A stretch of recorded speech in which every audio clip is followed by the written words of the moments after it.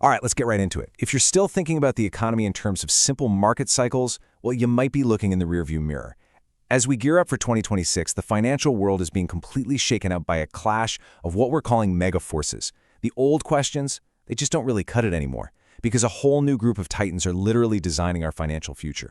So, if you've spent the last year asking questions like, is this an AI bubble? Or are high interest rates going to finally crash the economy? I'm here to tell you, those might just be the wrong questions. You see, the real story for 2026 isn't about people reacting to the market. The trillion-dollar players are now making the market. They are not sitting on the sidelines anymore. They're the ones with staggering amounts of capital, and they're building the next phase of the global economy. So let's dive into exactly how they're pulling this off. First up, the Great Capital Divide. Okay, so it seems like the era of those wild, unpredictable rate hikes is mostly behind us. That gives us a more stable, kind of predictable economic landscape. But right in the middle of that calm, a massive philosophical divide is opening up, and it's being driven by the completely opposite worldviews of two of the market's heaviest hitters. On one side, you've got the legend himself, Warren Buffett. His strategy right now, it's a huge signal for caution and quality. And on the other side, you've got BlackRock, the world's largest asset manager. They see this AI transition as a full-blown arms race, and they're just pouring money into the infrastructure that's going to power the whole thing. It's like a showdown between a wise old tortoise carefully picking its path and a rocket ship just blasting off, no questions asked. And this number just perfectly illustrates Buffett's caution.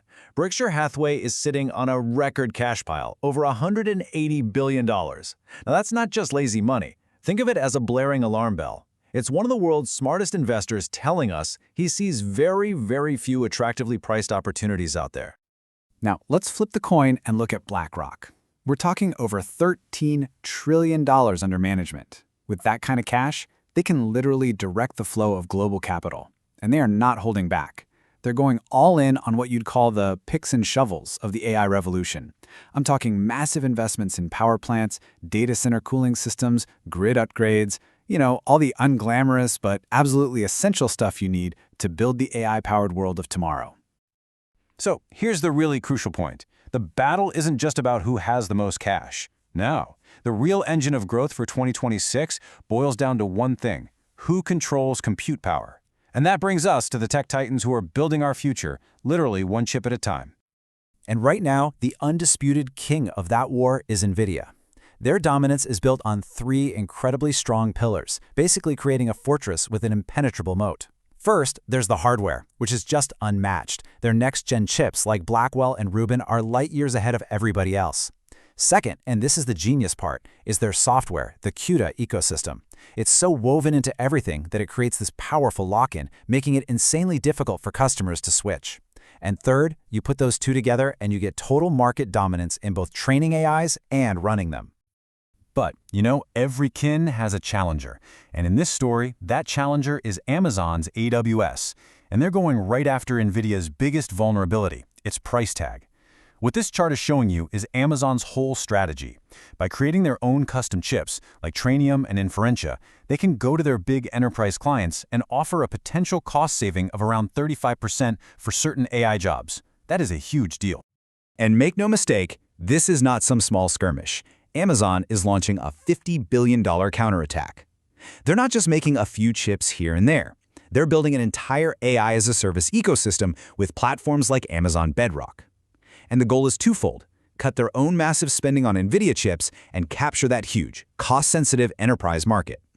It's a classic David versus Goliath story. Except, in this case, David is also a giant.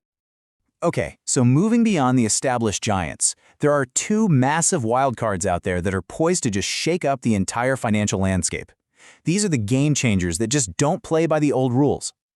First up, the blockbuster IPO that everybody, and I mean everybody, has been waiting for: SpaceX. We could be looking at a valuation of up to $1.5 trillion that would instantly make it one of the most significant financial events of the entire decade. If you've been following what Elon Musk is building, this is the one you've had your eye on. So what in the world justifies a number that big? Well, it's not just about the rockets anymore. It's about the high-margin, predictable, recurring revenue from their Starlink satellite internet service. That cash flow is the engine. An IPO would fund some truly massive projects, including this wild vision of space-based data centers. But, and it's a big but, here's the key concern analysts have, something they're calling the Musk overlap risk. Can one person realistically and effectively lead two separate trillion-dollar-plus companies at the same time? That really is the trillion-dollar question. All right, our second wildcard is Bitcoin. This timeline really shows its incredible journey, right? It's gone from this fringe, kind of weird digital curiosity to a full-blown retail mania. And now, with the landmark approval of spot ETFs from heavyweights like BlackRock, it's finally achieved real institutional legitimacy. It's like we've watched it transform from a caterpillar to a butterfly right before our very eyes. And not legitimacy? It comes with a pretty stunning price target. You have major banks, like Standard Chartered, now forecasting that Bitcoin could hit $150,000 by 2026. Now, the key here is that this isn't being driven by retail hype. This is purely about sustained, massive capital inflows from these new institutional ETFs. So if you're a Bitcoin bull, this is the kind of validation you've been waiting for. So we've got the clash of capital, the war for compute, and these market wildcards all swirling around. What does this all actually mean for you, for investors? Let's try to pull it all together into a simple framework. This right here is the crucial takeaway for 2026. We're living in a two-speed economy. In the fast lane, you have the AI supercycle. It's powered by insane computing power and something called hyper-capitalization. That's just hundreds of billions being poured into a very small group of companies like NVIDIA and AWS. But then, in the other lane, you have the great normalization. This is pretty much the rest of the economy. Think industrials, smaller companies, value stocks that are all set for a more moderate, steady recovery now that interest rates have finally chilled out. And here's the key. Opportunity isn't just in that AI fast lane. Actually, as the market rally starts to broaden out, sectors that have been kind of left in the dust are starting to look really attractive. With stable rates, smaller companies, like the ones in the Russell 2000 index, can finally get the oxygen they need to grow. And value stocks, they're offering a really compelling discount compared to the high-flying tech giants. So, if you're looking for potential bargains in this new landscape, that second track might be a very interesting place to start looking. So that brings us to the final and most important question.